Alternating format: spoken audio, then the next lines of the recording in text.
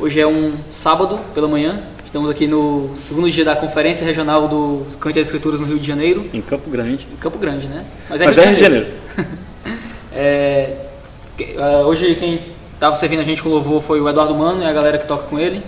Foi um momento muito bom mesmo. Vê-lo ao vivo é massa, o cara que eu conheci muito pela internet, pelo G-Talk, nas madrugadas da vida de trabalho. É verdade. Mas é uma honra tê-lo aqui, se quiser te apresentar alguma coisa.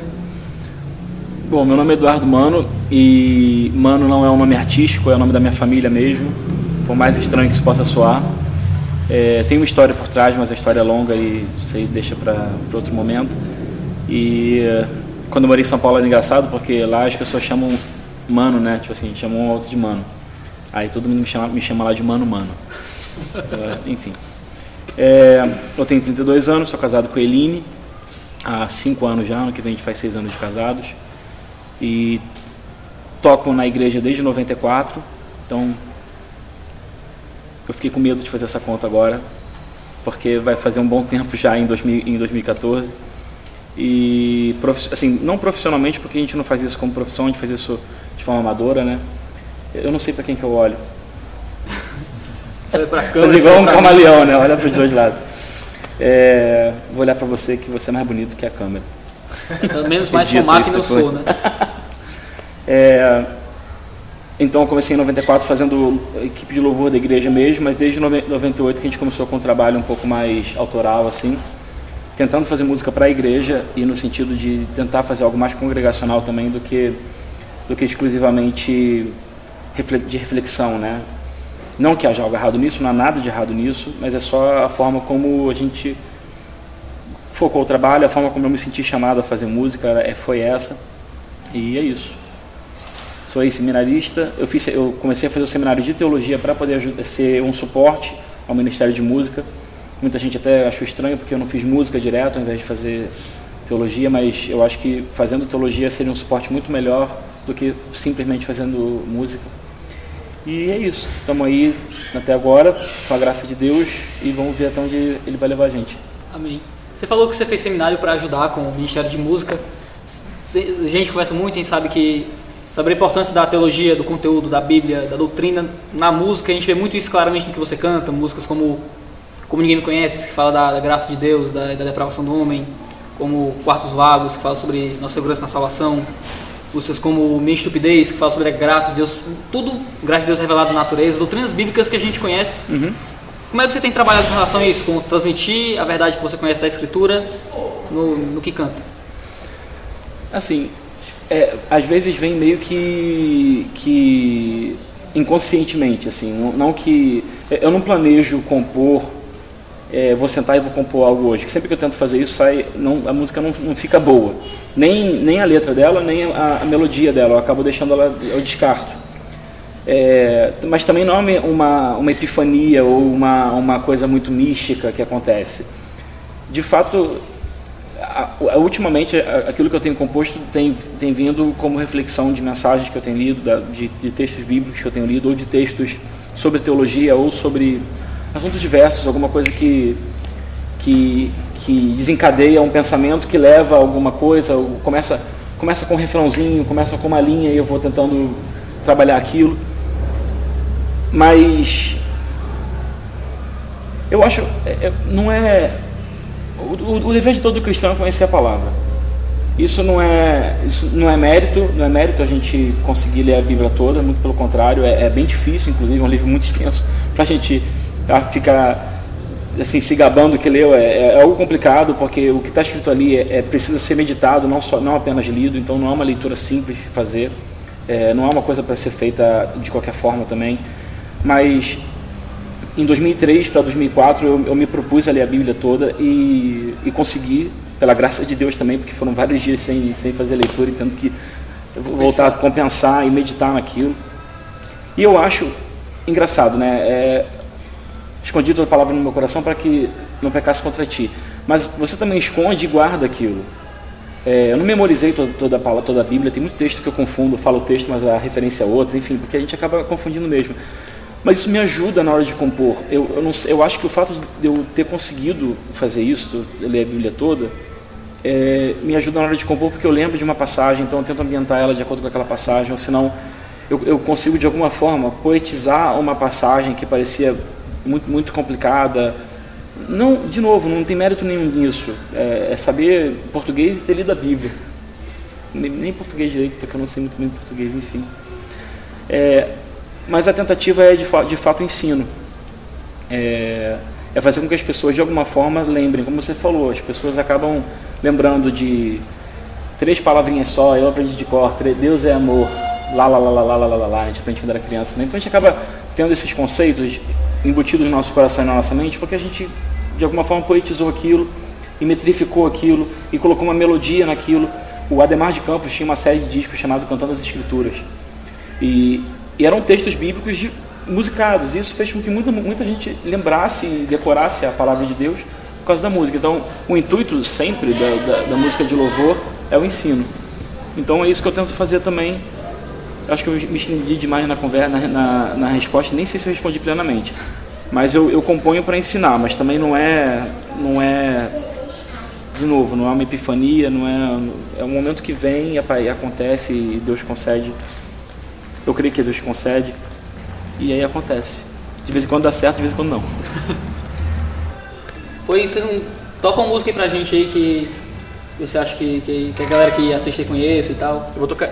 Engraçado, você estava no final da mensagem, só que eu não faço esse tipo de coisa, né? Eu lembrei muito de Tu És Deus, justamente porque o final de tudo que a gente ouviu hoje, do que você falou, a mensagem inclusive deve estar em algum lugar depois, gente, aqui no site dele. Canteasescrituras.com. O final de tudo isso, o resumo de tudo isso é que Deus é Deus e Ele é digno de tudo isso, e a gente não é digno de nada, mas pela graça dele a gente faz alguma coisa. Não que eu estou resumindo a sua palavra, mas até do que a gente cantou também. Então acho que Tu és Deus é legal para isso. Vou tentar cantar ela. Tu és fiel, Tu és amor, Tu és bom pra mim, Tu és Senhor, o grande eu sou. Tu és Deus, Tu és Deus e eu não sou. Só Tu detens glória sem fim. És o Rei dos reis, honra e louvor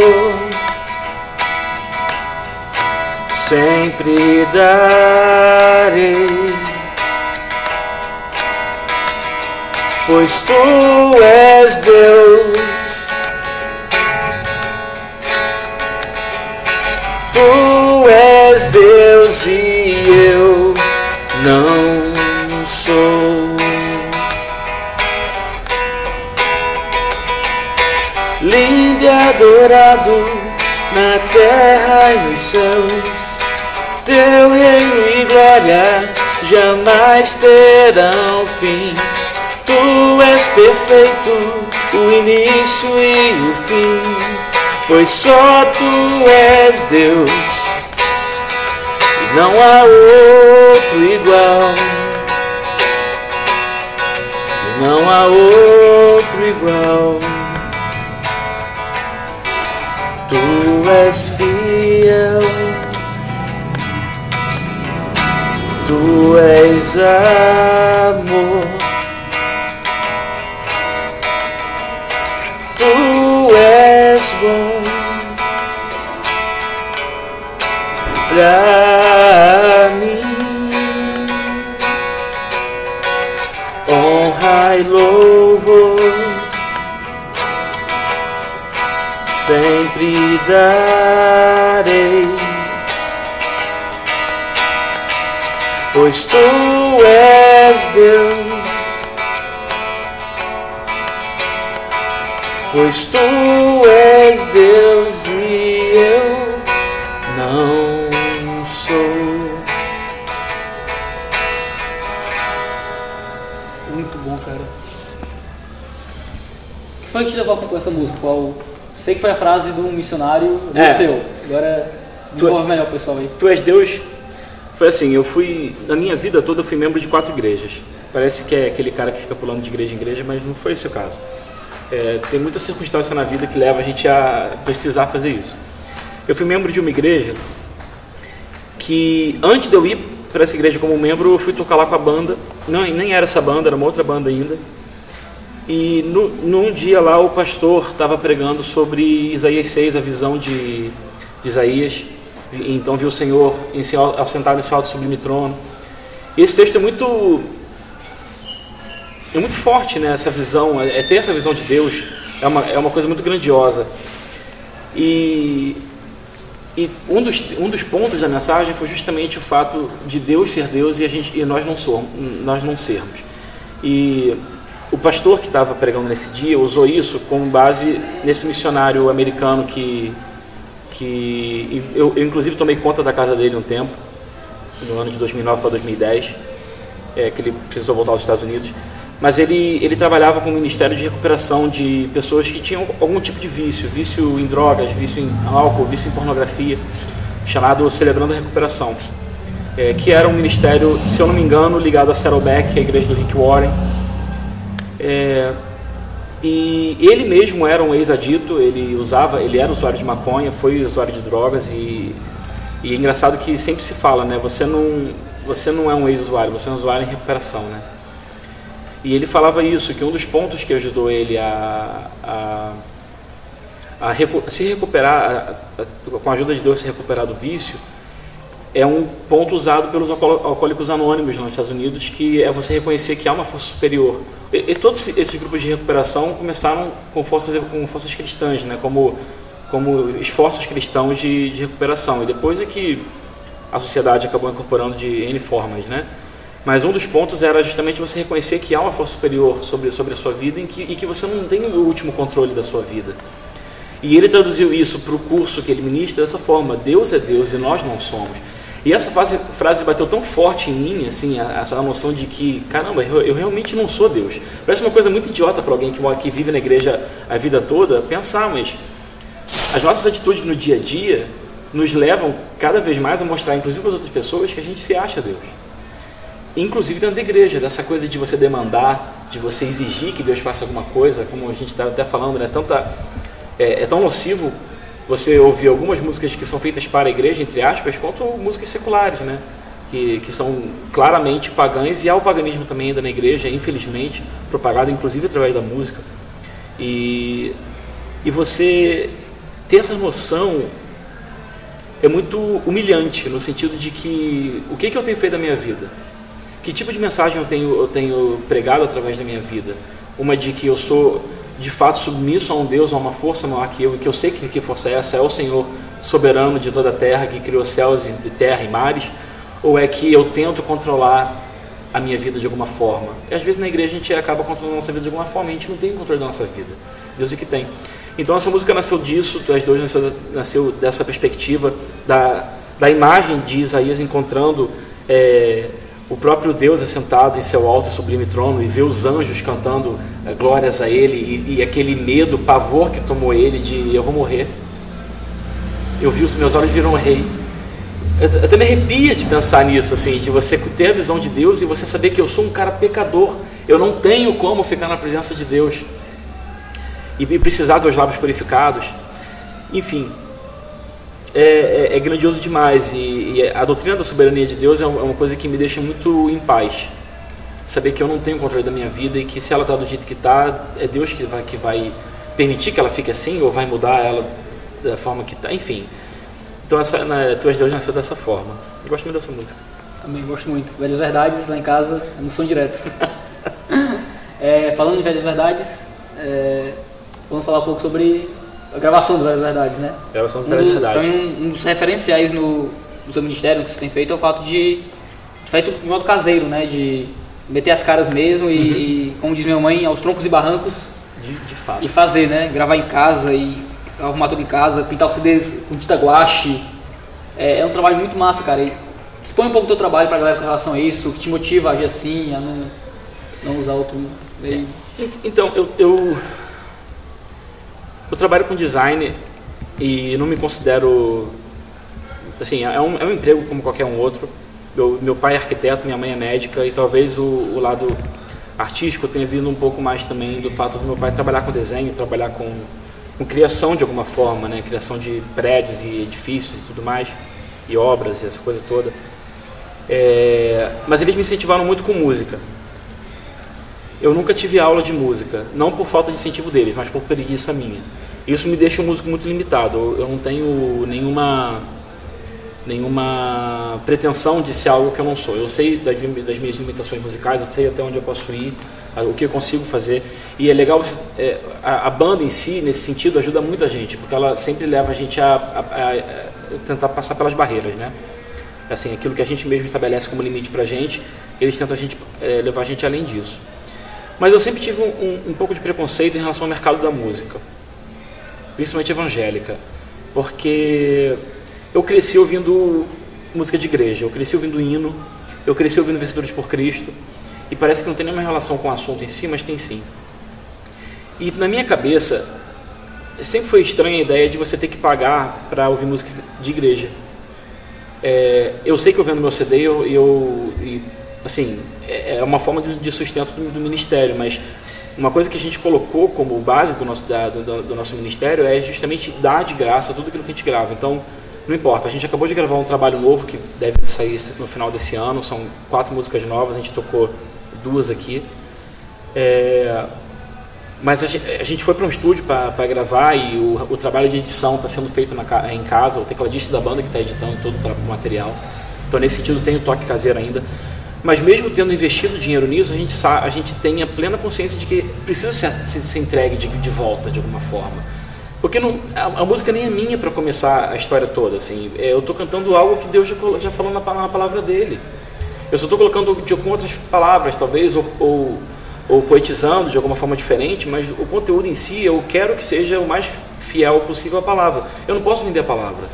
Eu não posso vender eu posso vender a Bíblia como um livro, como alguma coisa, como um bem que a pessoa vai comprar porque tem uma capa de cor, enfim, essa coisa toda, mas o conteúdo dela eu não posso vender.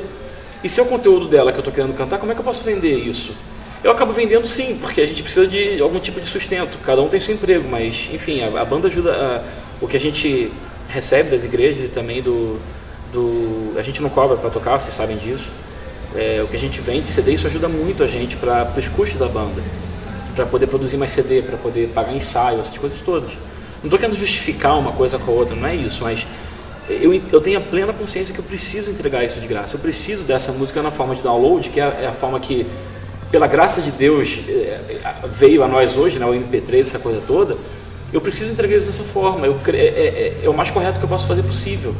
E tentar vender isso pelo menor preço possível. Eu não acho certo você pagar por um CD evangélico R$20, R$25. Eu acho errado isso. Porque tem gente que não tem como comprar. Eu não tenho como ficar comprando CD se cada CD custar R$25. Não tem como. Então, essa é uma visão nossa de ministério. Eu também não estou querendo falar com quem não faz assim está errado. Cada um tem seu motivo e, enfim, Deus conhece os corações, não sou eu a pessoa que vai determinar isso. Mas a coisa do caseiro, de gravar em casa, de fazer a capa do nosso CD, é muita vontade de você ter o material todo, assim, você participar da criação daquilo, né?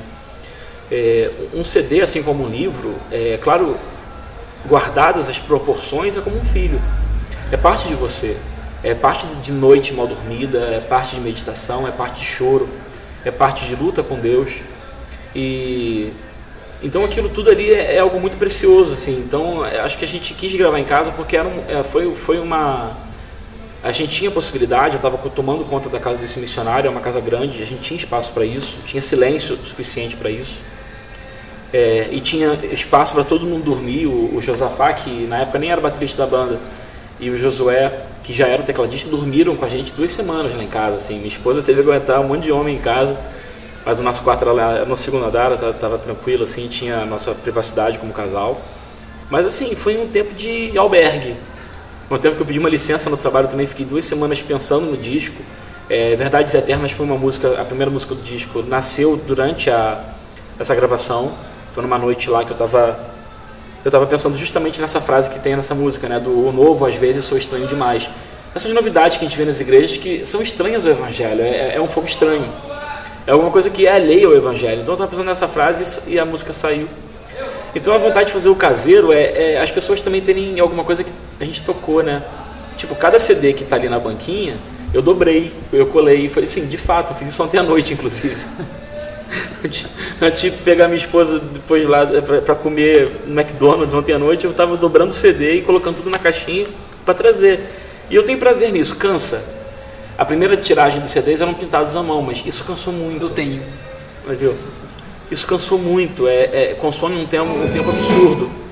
Opa!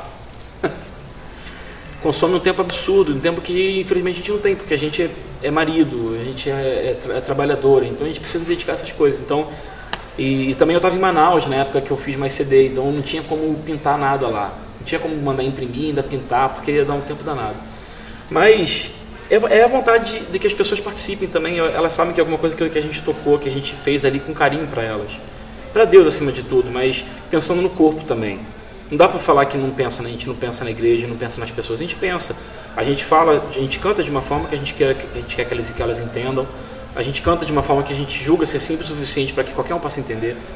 E é muito legal porque a maioria das pessoas que gostam da gente em igreja é senhorinha.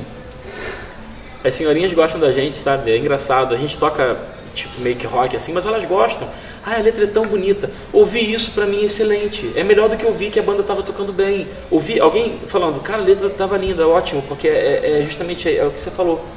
A letra que tem que aparecer, não é a música. Eu dou graças a Deus porque a gente toca com músicas excelentes, apesar de mim. Mas é a letra que aparece, a gente quer que a letra apareça. E de novo eu me estendi na pergunta, mas vamos para outra. Pode estender à vontade. É uma entrevista com 3 perguntas, né? Que horas são, alguém sabe?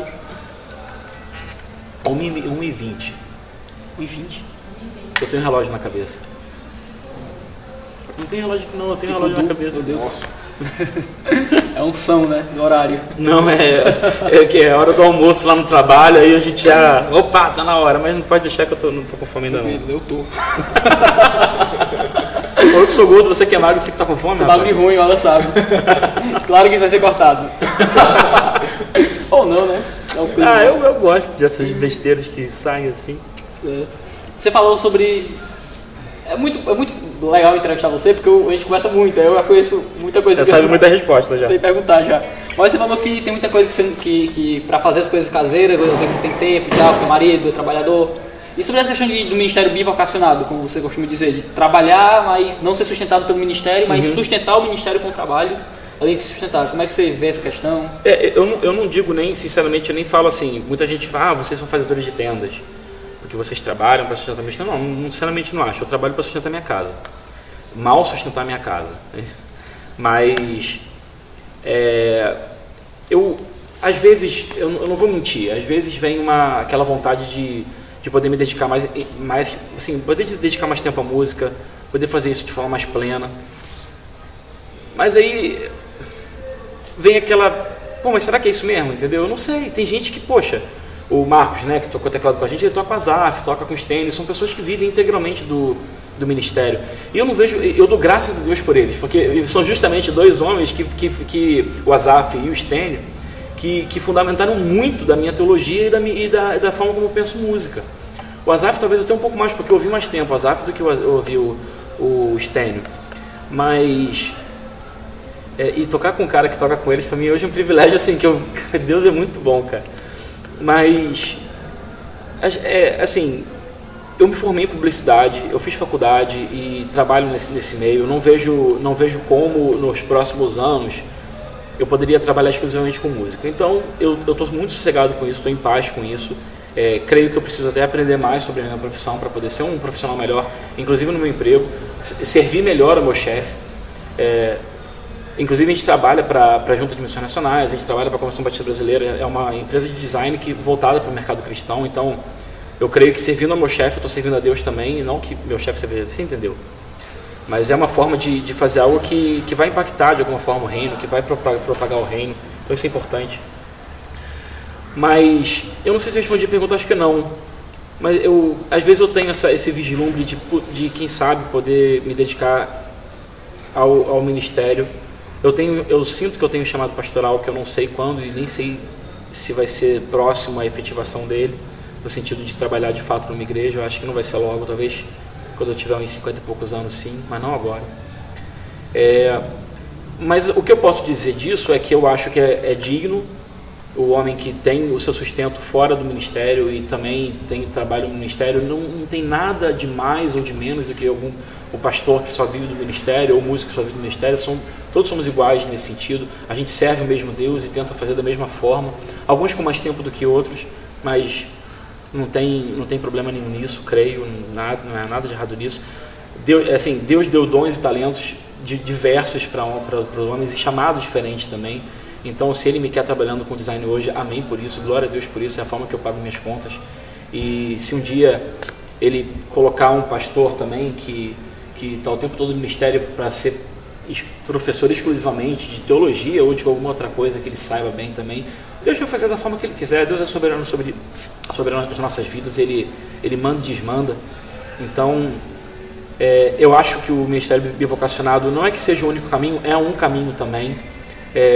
Para algumas pessoas, não para todos. Eu creio que Deus também chamou aqueles que vão ficar exclusivamente, como o pastor Russell Shedd, por exemplo, está há tantos anos como pastor e como mentor e como escritor, tudo isso voltado para o reino, e é um cara com coração, eu não sei porque eu lembrei dele, mas é porque eu acho que é um cara que tem um coração muito grande. E então, talvez na conferência do ano que vem, Russell Shedd, talvez, acredita aí, vamos ver, né?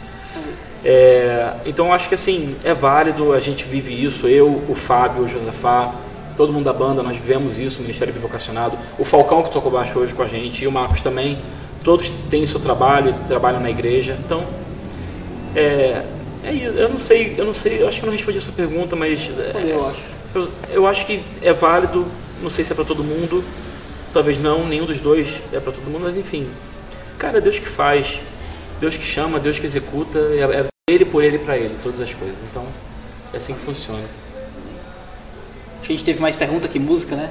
Mais conversa que som. Não, mas tem um vídeo aí da Ana, do culto, né? Então a gente edita também, põe os vídeos no meio aí, tá tranquilo. Tá um negócio legal. Se você quiser ver os vídeos, vai estar lá no cantiasescrituras.com. Se você quiser contratar o serviço de designers do Eduardo Mano para pagar as contas, eduardomano.net. Vai ser muito bom. Mas assim, então, mano, toca mais alguma coisa aí. Deixa eu pensar aqui. Quartos Vagos, a gente não tocou hoje. Bom. Não sei se o som tá saindo direito, porque, enfim, né? Eu vim com o violão errado. Só tenho esse também, não posso fazer nada.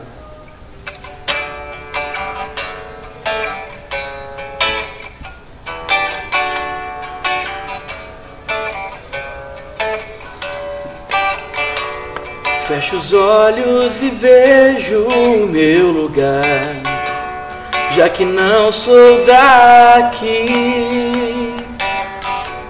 Meu destino eu conheço e lá vou chegar. Eu não tardo em partir pra casa onde vou, o Pai já preparou lugar. Há muitos quartos vagos, todos têm onde ficar. O preço da hospedagem já foi pago para nós. A vida de verdade só começa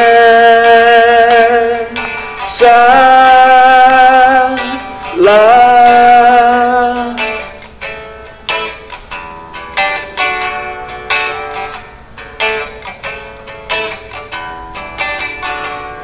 Um lugar onde todos somos iguais, somos um coração. Lá o choro e a dor não existem mais, só a graça e perdão. Pra casa onde eu vou, o Pai já preparou lugar. Há muitos quartos vagos, todos têm onde ficar. O preço da hospedagem já foi pago para nós. A vida de verdade só começa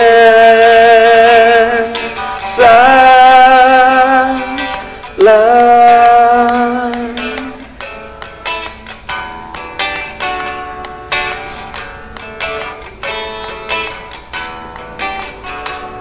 Fecho os olhos e vejo o meu lugar, já que não sou daqui. Amém. Amém. É isso. Eduardo Mano. Se você quiser conhecer mais, eduardomano.net. Eduardomano.net. E tamo junto. Tamo junto. Foi? Acho que foi. Ai, meu Deus do céu, minhas costas estavam doendo, viu? Quem manda sentar aqui? Né? Próxima vez a gente pega aquelas cadeirinhas chiques assim. Melhor de pastor, né? Né?